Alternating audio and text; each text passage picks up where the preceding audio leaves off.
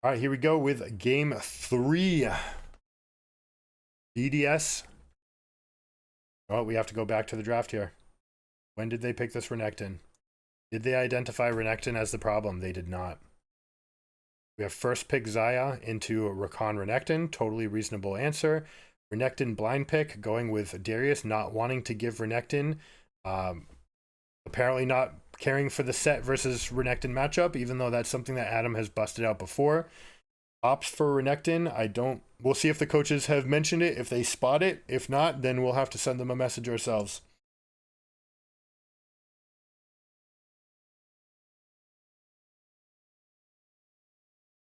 Lee Sin, LeBlanc.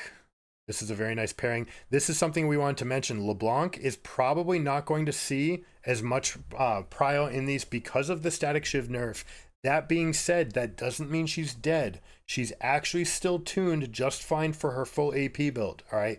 Static Shiv is playable on LeBlanc. I don't expect it to be where she goes. And you see right now she's got Corrupting Potion, not Longsword. Normally you see with the Static Shiv build that they would go Longsword, use it for extra harass and extra ability to get last hits.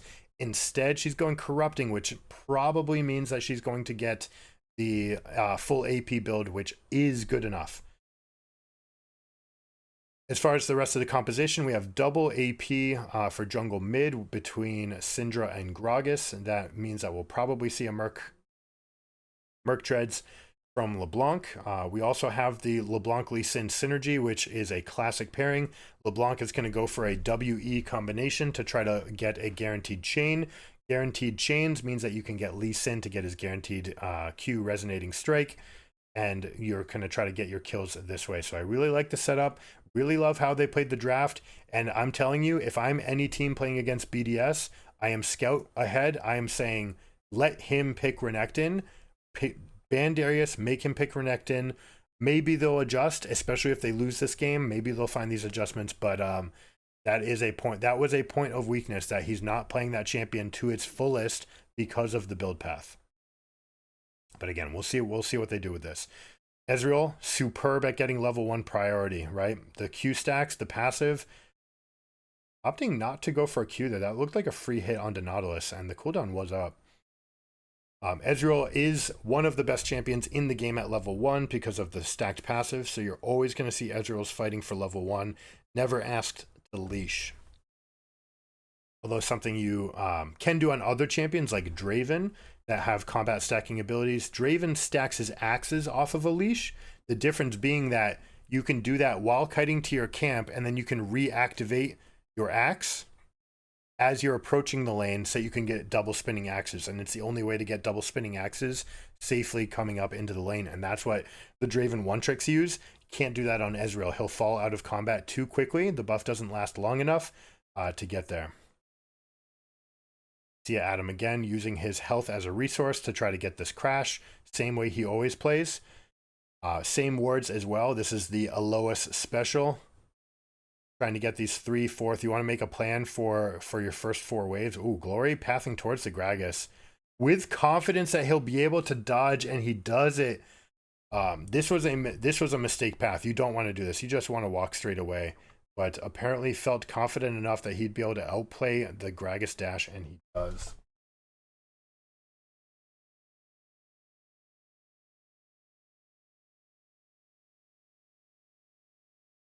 Now, a little bit of an awkward timing for Rakan to go for a ward and to step back in, because as you see, Artemis and B were able to get the prio here, meaning that they're going to hit 3 first. Now, check it out. What's going to be the consolidation here? You've got a stacked minion wave. You've got Nautilus, Xayah, both being at level 3, which means you have full power unlocked onto them, onto the Xayah. Nautilus obviously at 2. You've got Rakan, Ezreal, a very slippery lane that don't need to go for anything here. But you're going to see this, a freeze in, well, it's not freeze, but you're going to zone. You're stepping ahead of the wave. You're going to ask Ezreal to try to land skill shots. And you can either try to dodge them or answer his Q with your own Q. See if you can try to pull him in and create an engage for yourself. Lee Sin's going to come hover. Based on the prio here, means that they can go contest into river if it's a matter of going after the Scuttle Crab. Or they can have Lee Sin take that, or I should say And Lee Sin can take that tempo. If they're still stacking waves, Lee Sin can take it, help mid to push, and then come over for a dive. This is much harder than it used to be because of the change in the minion speeds ever since the mid-season update. Minion speeds coming up to their wave means it's harder to actually get this push on the cannon wave mid and have time to show up bottom to get your play. This is something that is still available to, but you have to be very precise on your movements. We'll see if they opt for it. If they do, then maybe Wales will be our new favorite team.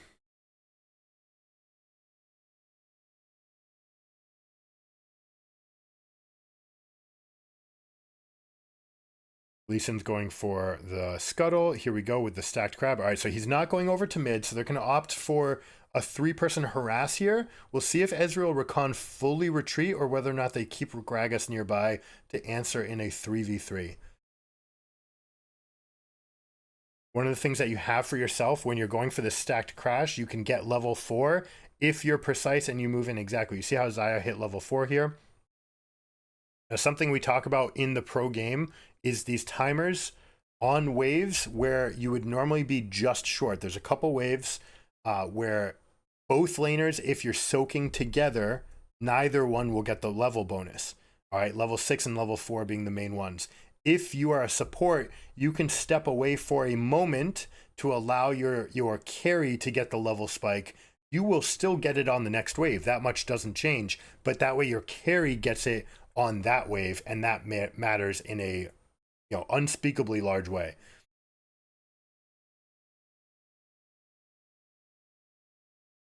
All right, Nautilus roaming over here. I like to see the roam timer. Has a control ward for themselves. We're going to see where they place it. This is going to dictate a lot about what they're trying to accomplish in this game. Playing towards Cassante Renekton. They might go for the window here. Yep, there we go. Nautilus is here to answer. Perhaps I actually could have fought this. In fact, if Sparta thought for a moment that he could have survived long enough in that fight, could have taken this because Nautilus plus Lee Sin is a winning fight here with Renekton spells on cooldown. That being said, with Renekton on 6, you're basically never trying to take that fight, so they opt to get out. Lee Sin's going to path towards bot again, and they're going to try to protect this splash crash, right? Where you stack these waves, you try to get as much in as possible, then you're going to throw spells onto turret and see if you can get some kind of pick with Nautilus, for example.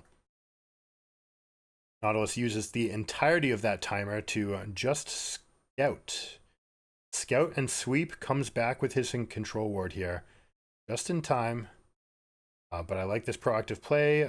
Are they going to get anything here? No, they don't hit the scatter the weak, which means they don't get enough. I'd like to see them stay here and actually just push this wave in, or stay nearby and opt for a freeze, depending on what the wave state is going to be. If you have enough of a minion advantage where you're going to be crashing anyways, I'd like to see the team come over.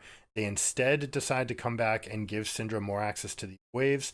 I don't think that's going to be 7. Shouldn't be 7. Maybe if she picked up a couple minions on this way down here, maybe she'll hit 7. But that's why I don't like this, right? I'd rather see you give up a little bit of resource, give up a wave here to try to bury the bot lane.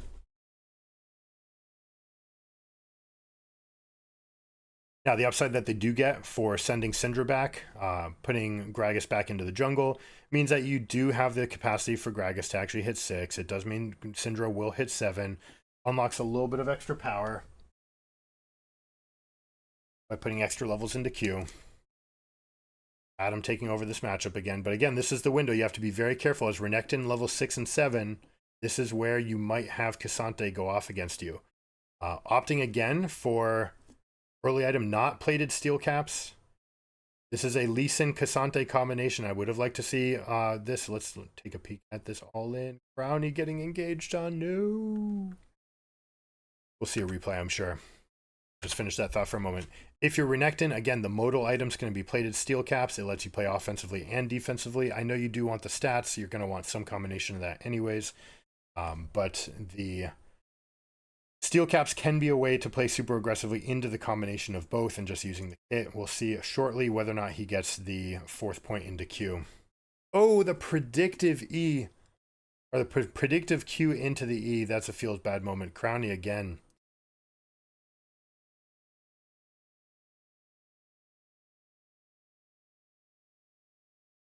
That is enormous for them.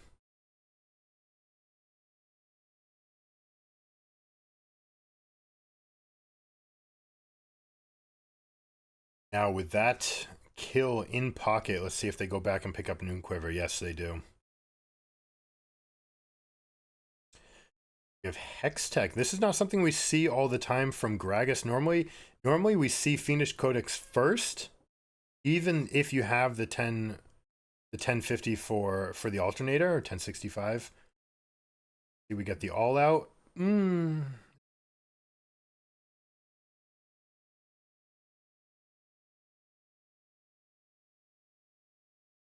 Oh, that's the worst possible timing too. You see the stun? The stun happened during the all-out duration, which means that Sparta basically missed nothing. All right, because you are stunned for your travel time, ergo, you don't care. You're actually on the other side, and you have no qualms about that. That's something that you want to have. That's something that these pro players will try to do. It looked like he was going to be casting it anyways right then. But always, anytime you're going to be hit with a stunning ability or any ability in general, that's when you try to cast a spell. You know what animation they're in. You know you're going to be stunned. You might as well get a cast animation that has a cast time to it. And you basically buy yourself an extra half second or a second in some cases to be able to get more abilities out.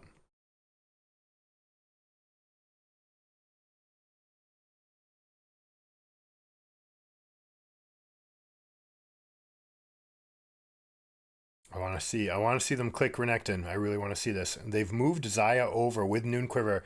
All right, good. This is a play we don't see nearly often enough, which is sending your top lane to bottom in response.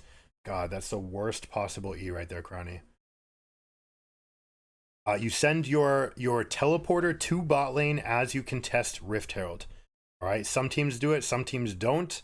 It is probably the least utilized macro decision. It's not going to matter so much for your games in solo queue now that Rift Herald has been gutted, but it is still a play. If your team's going to be going for Rift Herald, you want to put your teleporter in bot lane, you want to put 4 people over, and ideally you have your carry pick it up. This is still an adaptation most teams, even on the world scene, are not doing. Renekton, 4th point into Q, 2nd point into E. This game's over.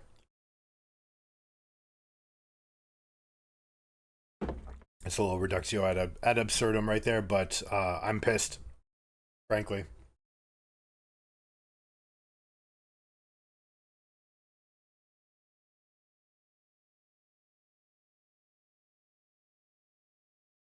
I'm gonna pull this up on another screen.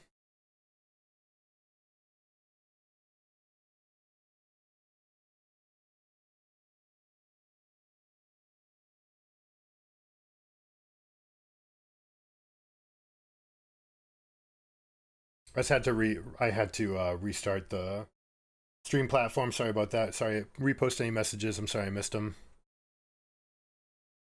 If you get a chance.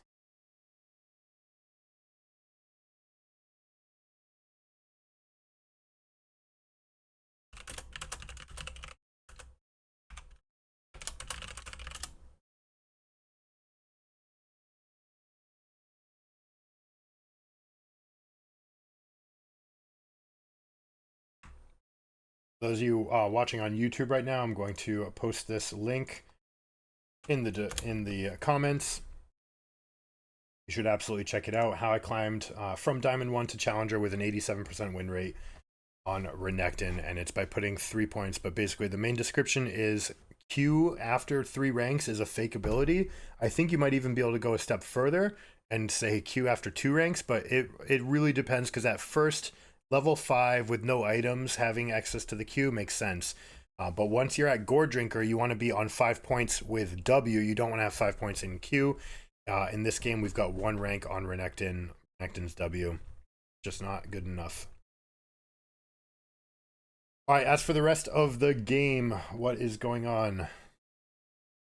We have a teleport coming over here. We're going to try to contest. BDS has the Gore Drinker picked up, so he's looking to teleport in with that item. Means that they should be able to find a kill here. We have a flash consolidation. Good job by Team Wales, repositioning and reassuming an advantageous position for this fight. That was really well done. I can't say that enough. Also means that Lee Sin's able to get this Herald down, which means they're going to have mid lane prio.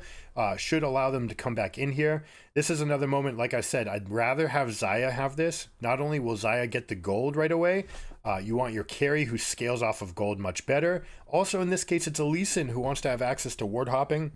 That's something that's denied to them when they pick up the Herald. So that is something that Wales can improve on. And really, I think I've only seen it from 2 teams in the entire world all season. Haven't been able to watch every single game, but I have not seen nearly enough teams moving their carry over. Mostly because a carry is staying in bot lane, and that is a totally acceptable thing. If you're solo and you expect 5 people to go there, then it's fine. If you want to give Herald to put your carry in the bot lane, they pick up 4 waves and 2 plates for themselves sometimes. Normally it's at least 2 waves and a plate, but it can be as much as double that. Powered Q is not enough, Adam. Whether or not you watch that video and believe it, you guys can see it right in front of your eyes right here. It's just not enough damage. The empowered Q does not do enough for these fights. It is not good enough. And you see that Sparta's willing to take these fights. Iceborne Gauntlet into Gourd Drinker. He's just happy to take this. In fact, he's going all out into Adam. How dare anyone take the god of top lane and fight him like this? Easy, says Sparta. I'm at full health.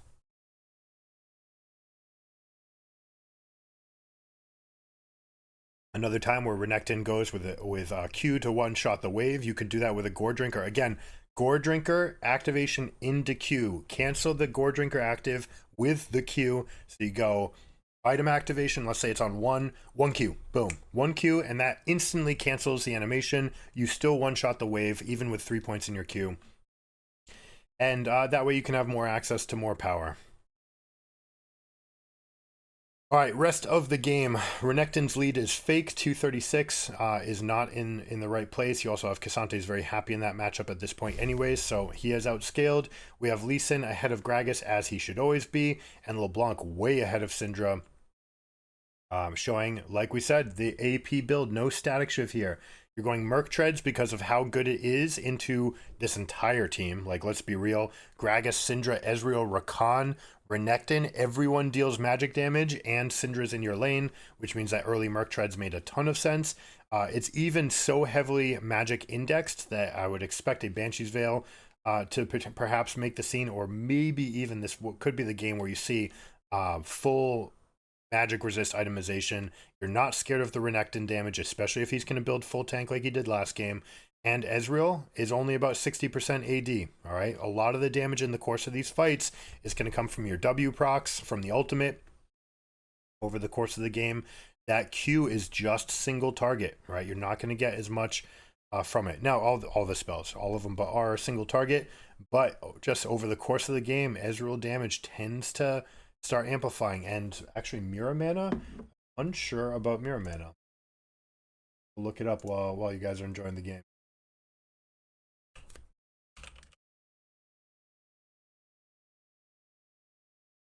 Mirror Mana is physical damage. Okay.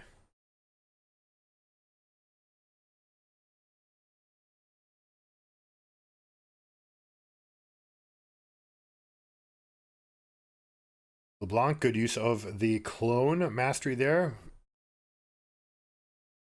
Gobsmacking BDS. Renekton going for a stun. Not going to be enough. Let's see, moving in. Xayah's got prio in mid. She's going to look to push out this wave that's approaching. Are they even going to contest? That's the question. Probably not, because of how chunked Glory got on his teleport. So he gets punished for a little bit of a greedy position here. Ends up going straight to bot lane. This makes sense. Xayah's hovering to the right side of her lane, knowing that the threat is on the left. Still playing for the push here. I expect Ezreal to park his butt in the lane here, and especially once he goes to shop again. He's probably sitting on near Mirror Mana money. With the 1 death, I'm not positive, and I am not sure he got enough plates, but we'll expect him to get that once he recalls. This is something that is very common. I don't think it's great. I'd rather see people get Ravenous Hydra second while they're still stacking tier. Anytime that you finish Manamune,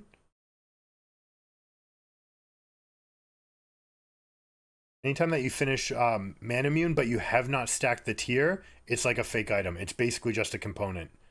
All right, because you're not getting any of the effects from the mythic passive. You're just, or not mythic passive, but the legendary passive.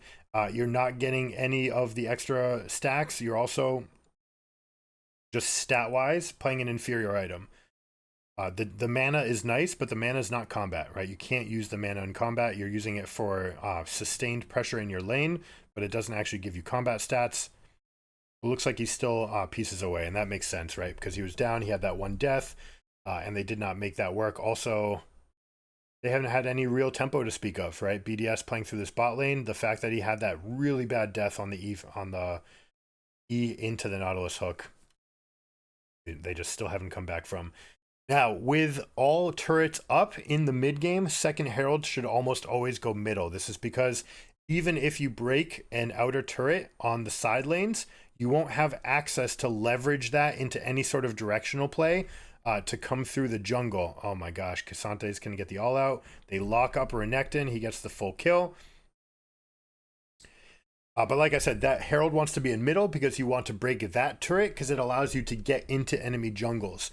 When you take side lane outers instead, you end up with this weird position where, yes, you can get into a quadrant, but then you can't transfer through it without taking significant damage from the turrets. Not only that, but the turrets are going to give permanent vision, so you don't really get that much on the rotational value. Lori going for a nice easy Luden's proc. You're not going to deal that much damage right now as a LeBlanc. Base stats, you're going to be fine here. But just with Merc Treads means that she can jump in, not take any damage back. Or very little, I should say. And they instead use that time. They harass a little bit. That buys time for Xayah to get into mid lane and push that out. We'll see if that's enough damage for her to make this play. Now, Renekton is looking for this, uses his E, but gets knocked back into turret range here. Was it enough to get aggro? Yes, it was. And again, the team was on a different plan. Like, he's going in saying, hey, we can burst this turret down and then take the fight. The rest of the team was not there. And frankly, he was completely right that time. If you look at the total amount of damage that was dealt and the fact that BDS had full HP bars and basically still had access to their cooldowns, they could have gotten way more out of that. And if they had been willing to sacrifice some amount of health to continue, make sure that the turret does die, get that spike, jump in, get all your damage ripping into them. Especially Gragas, AP Gragas and Syndra should have been able to make work out of that play. Instead, they get nothing, which means that Xayah's enormous here. Cassante is going to be relatively enormous. Lee Sin's going to pick all of his fights against Gragas.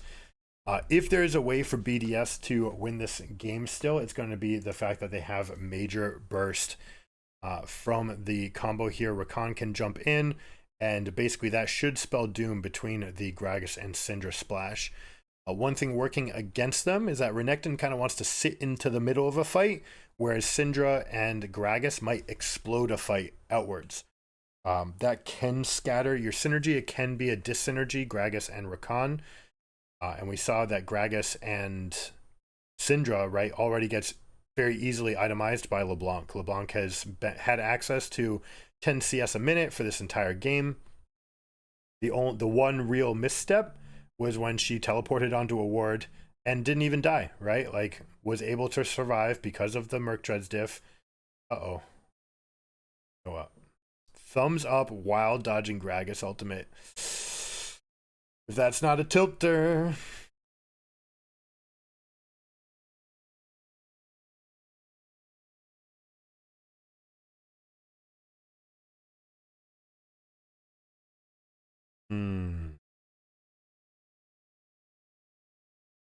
Let's see, at this stage in the game, this is basically the biggest point in the game for LeBlanc and Lee Sin. This is as strong as they're going to get. They're going to have plenty of AoE damage scaling from Xayah.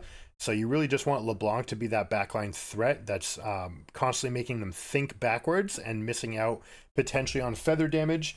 Xayah also very good front to back. Cassante good front to back. Lee Sin can pick someone out if they ever misstep. Love this composition that they've put together. Like we said, we already mentioned the Lee Sin LeBlanc combination, and the fact that they gave Renekton with the plan, you know, starting with first pick Xayah, forcing enemy team to pick Rakan, so that they don't have to deal with that bot lane. Then you give them Renekton, knowing that they're going to pick it, and then you grab Cassante, and BDS was unaware. So this is a huge draft diff. Absolutely love the way that Team Wales is playing. They did get stomped in the first game, but largely that was because of not knowing the Darius matchup, perhaps. Should have been some amount of advanced scouting.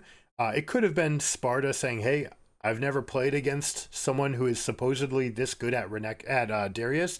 Let's spend a game finding out exactly how good that is, which is something that you see from these players, because in scrim block time, no one's ever willing to just spend an entire game or a block giving you practice against the champion you want to do. That's why these teams should be playing with 10-man rosters the way that NBA teams do with 12, right? You want to have starters and backups, and they should play against each other. And you should take your support and bot lane and top laner and pair them with the weaker mid and jungle and create that mid jungle synergy. They're going to work together. Bot support synergy, pair them with each other, see which combinations on your team work best, and actually practice as a 10-man squad. There is no reason for LCS teams to play their 5-man and then to play their academy and just have them separate and do their own separate things. It is the biggest room for improvement that NA has. Hopefully the word gets to them. We've tried to spread the word. They haven't listened yet. Hopefully after their 7th early exit in a row in Worlds, they'll pay attention. But we'll see. Maybe NA has a chance this Worlds. This will be the year.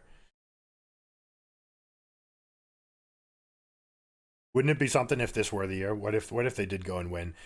If they do, I mean, Cloud9 has been strong enough. They have enough talent to maybe make a splash somewhere, but it's just such a weaker region. We get worse practice.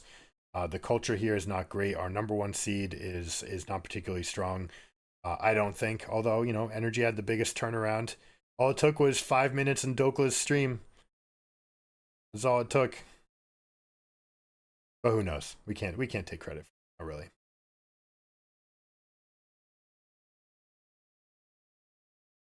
Adam against AD carry again. Sterix gauge diff, but he just gets kited out by this Xayah.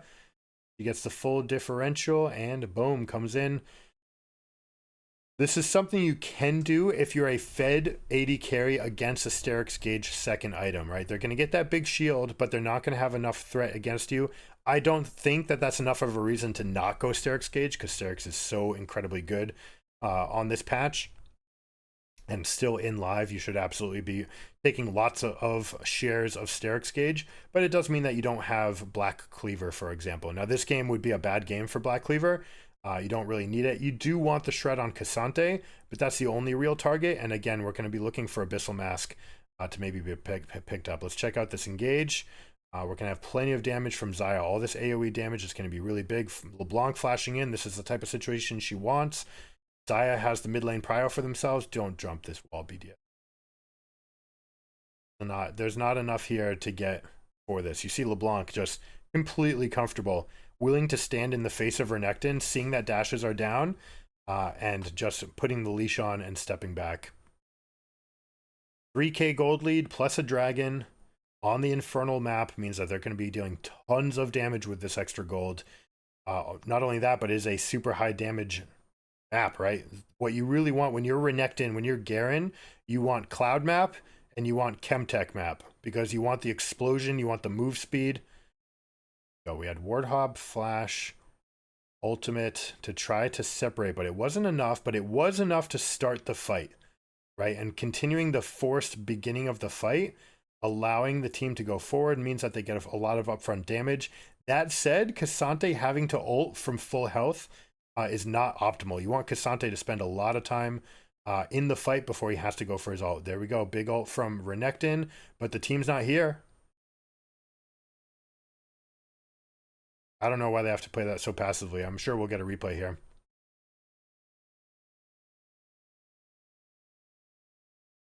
This looks like we're getting Death Stance. Death Stance is fine. Again, not respecting how much damage Abyssal Mask is worth.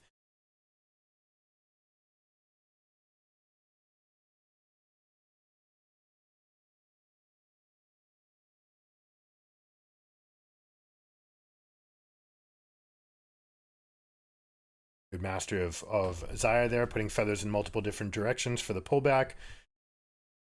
Also making sure to use the pullback as an extra source of AoE damage for the next splash to get it onto the Raptor camp. Slight improvement. Doesn't really matter. Not even worth thinking about potentially, but you want to kill the Raptors first. You want that respawn. This is kind of true over the course of the entire game. You want red to last a little bit longer, and you want the Raptors to respawn faster, more than you want to get red to respawn. Especially at this stage where you have Baron, you're going to want the maximum length of the power play. So let's look at their approach.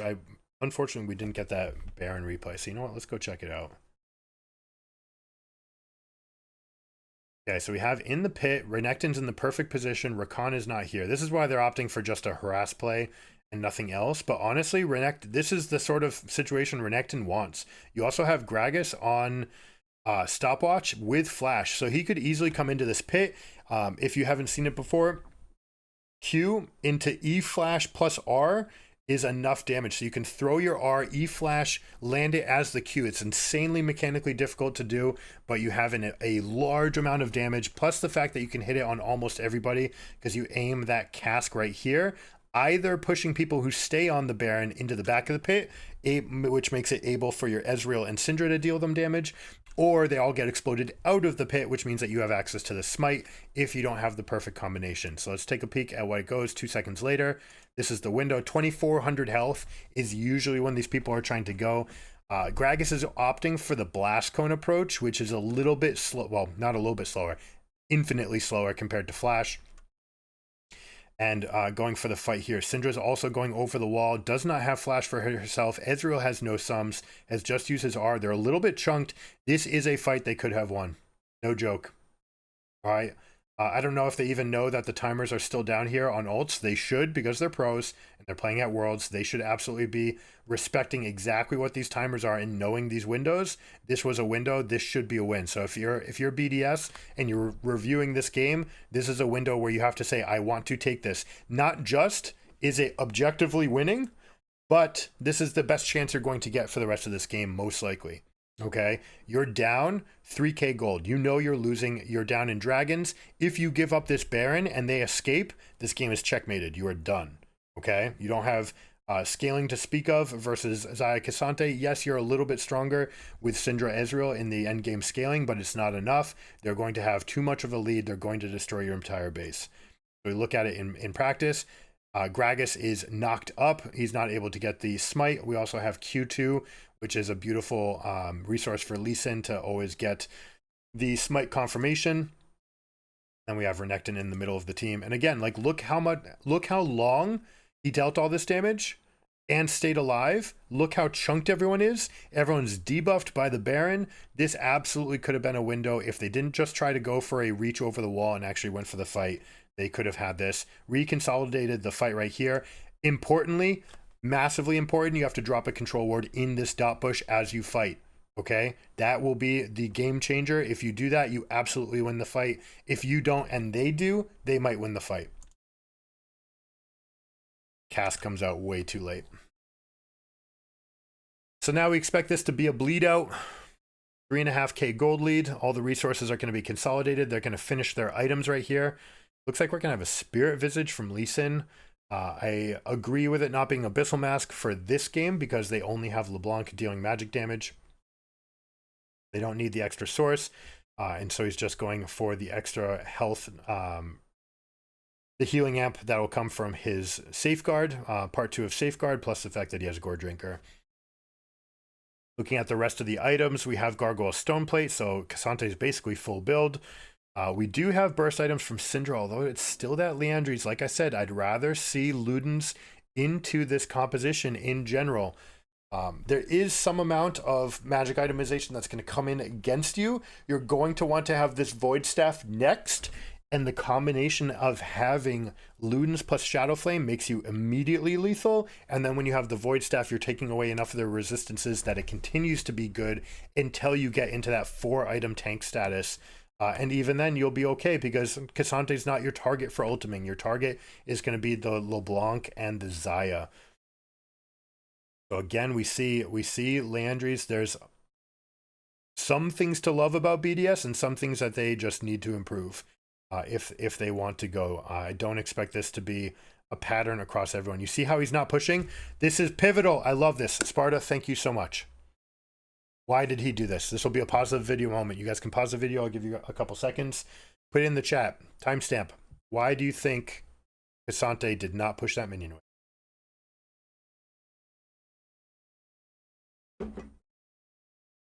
Answer is because what are you going to do with the push?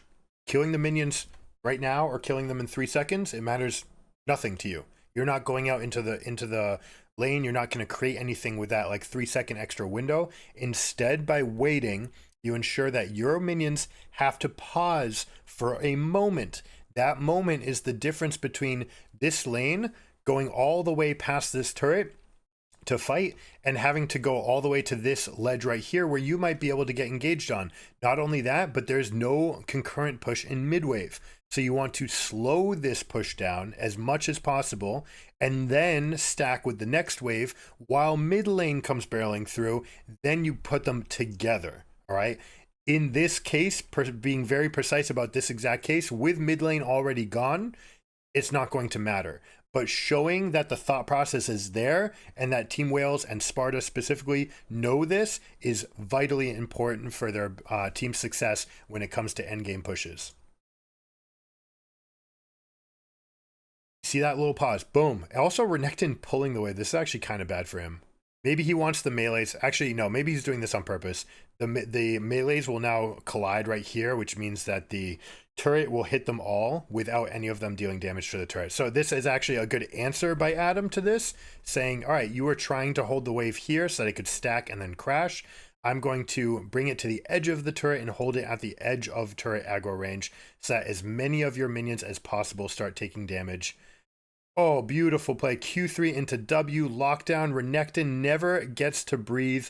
Doesn't even cast his ultimate, which he just hit level 16 off of with that wave. If he had been able to hit 16, level it up, and cast it, they might win that fight because of how strong Renekton can be in those 5v1 scenarios. The push turns into a Renekton kill. They're going to go consolidate. They're going to spend their money, make sure that they get their gold lead into their wallet. Here's the advantage. Boom. Right here. He's 16. I almost wonder if in that moment he's trying to level up before he casts his ult. And whether or not he even needed to do that. Could you R and then level up? I know with York, for example, you can cast your maiden and then level up and she'll just gain the stats. I don't know this about Renekton. I'm not positive. If you know, let me know in the comments.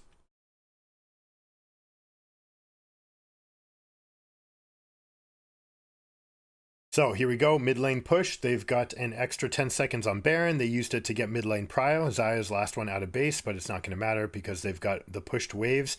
Means that there's no answer for Dragon here. They'll be able to get D3 for themselves. This wasn't a highly productive Baron, but when you just look at the entirety of the map here, what's actually gone, all of the inners are gone.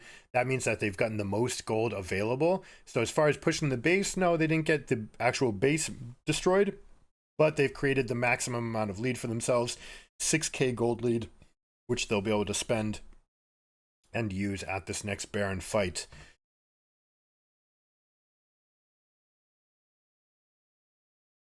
Looks like we have a split in builds here. Gragas, a lot of people are often going to pick up Fiendish Codex and then they wait till they break their perfectly timed stopwatch before they go for the next play.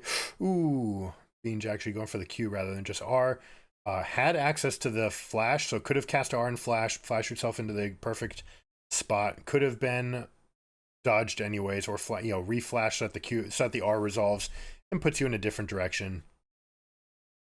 But like we were saying, with this split build, it looks like they bought the Fiendish Codex as a, hey, if my stopwatch breaks, I'll go finish Zhonya's. If it doesn't, I'll just continue building Abyssal Mask.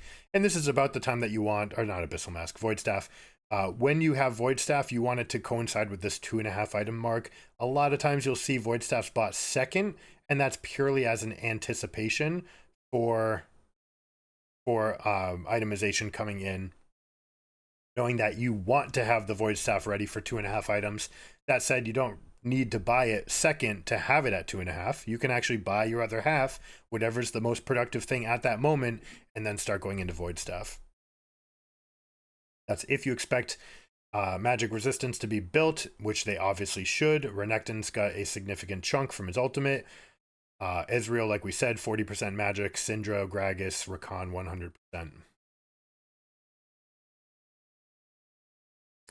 Sparta versus Adam. Just, well, you know what? I'm looking forward to posting this. Going to reach out to him and see if we can't do it. I believe they actually played today as well. We're always going to be a day and a half behind for broadcasting reasons, for the rights reasons. And I don't know, if BDS had to play again without this knowledge, I would feel bad.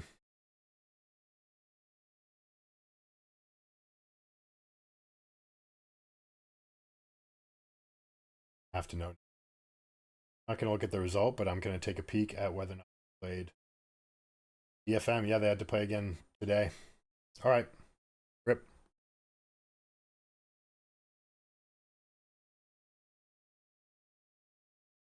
Glory getting picked off. What did I miss? Shit.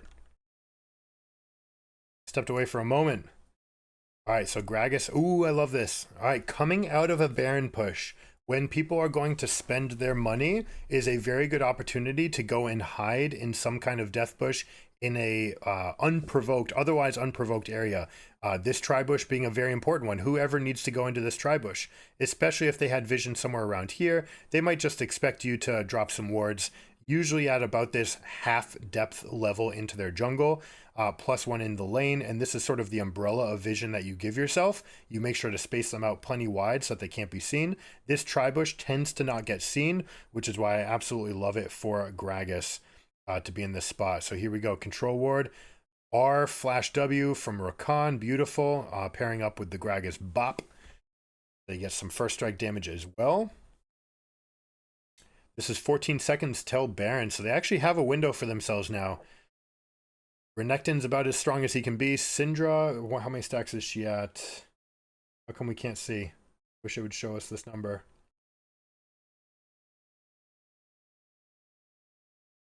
Thanks, Secret Lab. I appreciate you. All right, let's look at the fight. Adam taking a good spot. Oh, they're looking to consolidate. Ooh, Gragas whiffing on the explosive cask. Zaya's just going to rip this fight apart now. No, Renekton gets one kill for himself, but that's going to be it. It's just Nautilus. Zaya still takes this. Sparta saying, you know what? Thanks for the leash. I will take this 3,000 health that's missing from Baron and actually go, ooh, flash forward for Sparta. I don't know about that. What you really want, you want to jump over here. They can get the friendly dash once the all out is available, but they end up stepping back. A little bit of an overplay. Now Sheo's re-bluffing, doubling down. Maybe they forgot about the vision that was inside. Now, again, like we said before, this ward can be exploited by a token ward on the other side.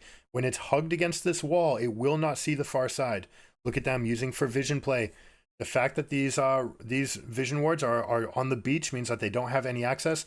This ward right here, I'd like it to be further out, and then you put another one hugged on this wall, right? If you can see precisely, or I can step back for a moment.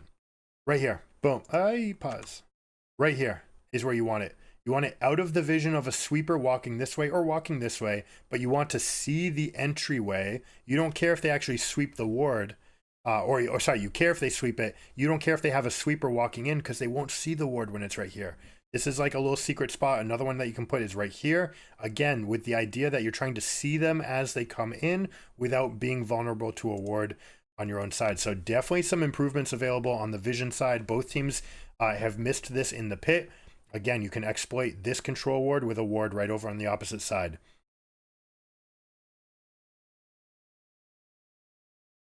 Gragas seeing the animations, throws in the Q, but it's not going to be enough. Baron is down with a 7k gold lead. Dragon is in a minute. So if you want, we'll do a second one. We'll have a second pause the video moment. Pause the video. What's the macro play here? What is Team Wales going to do to lock in this win? Team is checkmated, but how do they do it? All right. The answer is mid lane. All right. Mid lane prior, you're going to create the shove. You're going to allow yourself into the eastern quadrant via this way that is less likely to be warded. These wards right here are going to be meaningless in the southern quadrant. What you want, if your BDS to try to stop this, is lane wards. You want to know exactly and from where they're leaving the lane. You don't get to see them come in here because this is where they're going to turn on their sweepers. You want to make sure that you're having vision of them in lane so that the moment they leave, you can fight them back. That said, it's still not going to be good enough. Team Whales can push up, get prio, threaten that if you're staying in the eastern quadrant, they will just continue pushing. Versus if you stop the push, then they'll come back and they'll be able to burst the dragon. So we'll see. Team Whales, their end game protocol. How is their technique? Going through it. We already saw that Sparta knows the minutia of wave management in the end game. It's fantastic to see. We saw it. Well, it was game 1 where we didn't see it from BDS. Where we saw that moment where you'd like to just hold that wave for a moment before going any deeper. Killing Nautilus is still just killing Nautilus. And again, this is juxtaposing the tankier Renekton build with how the rest of the team should or could want to build with their or play with the Renekton. It's syncopated. Again, Renekton's building this style that's allowing him to stay in the middle of fights. This is not Blade of the Rune King. This is not Black Cleaver. This is a Renekton that's meant to stay in the middle of the fight and take 2 full rotations of spells and attacks. If they're doing that, you have a window as the rest of your team to come in and fight this off. All right, we have mid lane prio. They push it up. They start coming over. All right, now the flank is fine, especially if you're Cassante. But what I'd like to see from Team Whales, come back over, revisit this lane, and get this push off.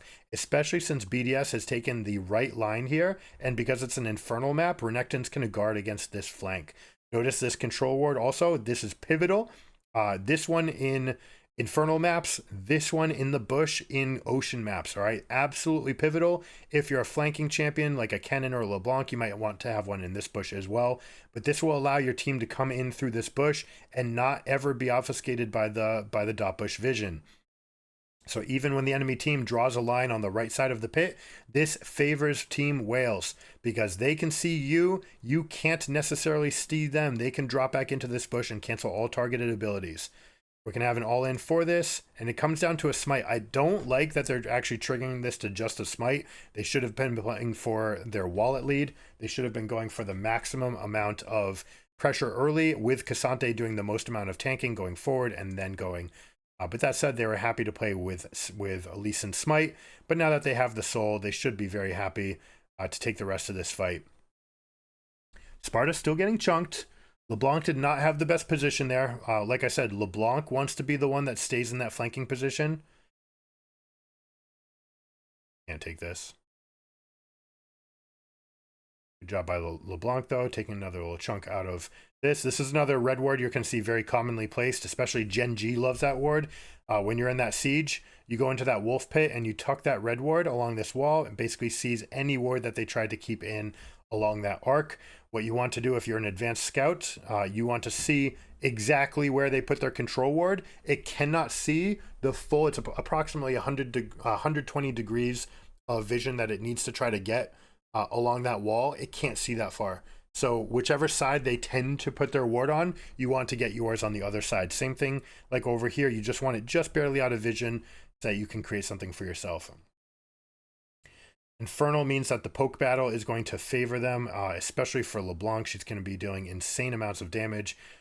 We do see that she's picked up the Verdant Barrier, which means we're going to see Banshee's Veil. This is very good against Rakan and against Syndra and Gragas. Even Renekton to an extent, because if he's casting his Empowered Q on you to not get the Empowered Stun, then you know you're in good shape as well. Nice blind shot by Nuke, saying it's pretty likely that they're in this bush. Love to see that. Baron has whittled away. They do have Infernal for themselves, but there's no more Baron buff. This is where you have to engage. Cannot allow this game to recall. If they recall, they're going to shut you out completely. It looks like they don't get their window. Renekton playing in a front to back, rarely getting the flank. He was able to get a couple good flanks earlier, but again, the team was not willing to be the anvil for the hammer to drop. Is that a real flash? That was a real flash. They do get Ezreal's flash. That is a trade that they are willing to make every single time. They're going to shop back. By the time they get back on the map, they'll have a 6k gold lead. You're going to see BDS recall right now. The reason they're recalling now is because they know that Wales has recalled. Since enemy team is shopping, you need to shop. All right, this needs to be your moment. Get your shop. Get as close in item parity as you can get. That's why they're taking this recall right now, to make sure that they will have as much strength as possible for this ensuing fight. We'll see if Lee Sin comes over for this blue buff. He should, because by this stage of the game, when you have this stacked ability haste, you can actually run out of energy on Lee Sin. We'll see if he comes out for it. Yeah, it looks like he's coming straight there.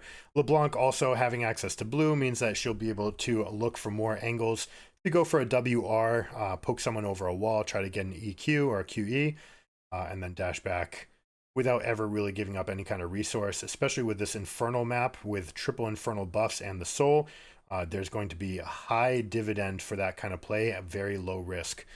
So expect LeBlanc to go for that. Now, sometimes we speak about fighters being in the mid lane with 4 people being in the adjacent side lane for the push. Sometimes with the LeBlanc, you can actually just send LeBlanc there, right? She's mobile enough. She's safe enough. You basically want someone that's never going to die those spots.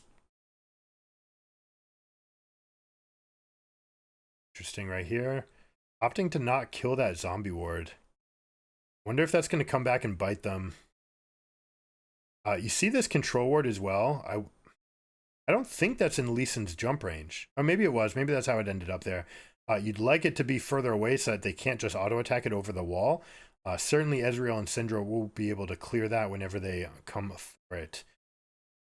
Exposed inhibitor, we're going to have numbers forward, mid lane prio. Waves are pushing in the side lanes, which if BDS cannot succumb to the pressure, they'll be able to go collect that, and that will be meaningful. All right, that will be a meaningful difference in golden experience.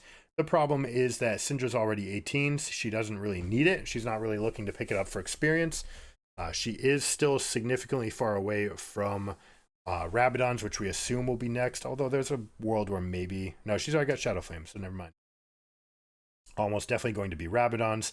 You see that from basically every mage. 4th item, you just need that amplifier. It deals so much. It's like having critical strike for your AP. Now we do see that BDS had been able to get some wards in there for themselves with everything tucked close to the wall. Waves are still fantastic. Waves are pushing in. Those are dealing meaningful damage. That is going to add up. They do have an experience lead. For those of you guys who don't know, if you add up all the levels, you take your average lead. For every level that you have over the enemies, your minions are 5% stronger. Okay, let's see. Gragas goes for the big play. Lee Sin's too good on the smites. Do we have a flank?